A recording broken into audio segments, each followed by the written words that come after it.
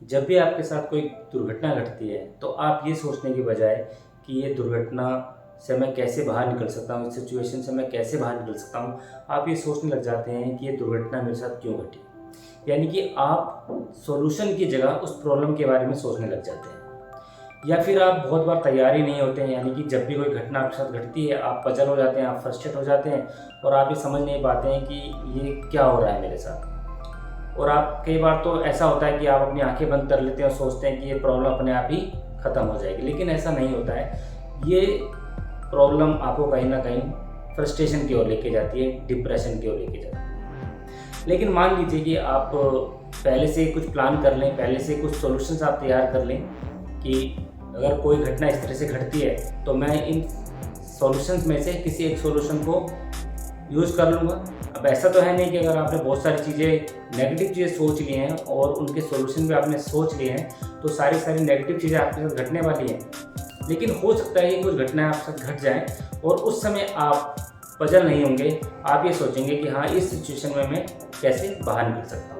आपने अक्सर देखा होगा रोड पर लोगों को लड़ते हुए, उनकी गाड़ी ज़रा सी टच हो जाती है, वो एक दूसरे के खून के प्यासे हो जाते हैं, एक दूसरे को जान से मारने के लिए तैयार हो जाते हैं और मार भी देते हैं बहुत बार। लेकिन उसका नतीजा क्या होता है? नतीजा होता है जेल और उनके परिवार की बर्बादी।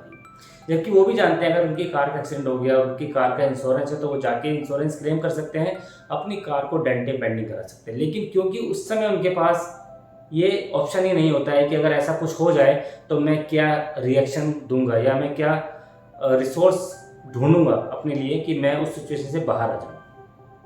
मान लीजिए आप डाइट पर हैं और आप बहुत हेल्दी खाना खाते हैं क्योंकि आप चाहते हैं कि आप हेल्दी रहें, लेकिन आपसे कोई आपका दोस्त मिलने आता है या आपका कोई परिवार का सदस्य मिलने आता है आपसे बहुत दूर से और वो आपको डिनर पे लेके जाता है और ऐसी जगह जहाँ पे आपको लगता है कि बहुत ज़्यादा हेल्दी खाना नहीं मिल रहा है, उस सिचुएशन में आप क्या करेंगे? निश्चित रूप से आप उस सिचुएशन में अपने आप को कमज़ोर महसूस करेंगे, आप डिप्रेस महसूस करेंगे। क्यों? क्योंकि आप ना तो मना कर पा रहे हैं और ना ही उसको खा पा रहे हैं, यानी कि आप कहीं ना कहीं फ्रस्ट्रेशन का शिकार हो जाएंगे। उसी प्रकार से अगर आप मान लीजिए आप कहते हैं कि मैं एक्सरसाइज रोज़ करता हूँ और किसी वजह से आप एक्सरसाइज नहीं कर पा रहे हैं तो आप अपने आप को कोसते रहेंगे, आप गिल्ट में रहेंगे कि यार मैं आज फिर नहीं कर पाया। तो कहने का मतलब ये है कि यदि आप कुछ पॉसिबल सॉल्यूशंस को ढूंढ लें, उन सिचुएशंस को कि जो सिचुएशंस आपके साथ घट सकती हैं, वो दुर्घटनाएं जो आपके साथ घट सकती हैं लेकिन अभी तक घटी नहीं है, और अगर ऐसी घटनाएं आपके साथ घटती हैं तो आप उस सिचुएशन में किस तरह से रिएक्ट करेंगे या आपके पास कौन कौन से रिसोर्सेज होंगे। क्योंकि हम सभी व्यक्तियों के पास सारे के सारे रिसोर्सेज होते हैं लेकिन हम उनको यूज़ नहीं कर पाते हैं।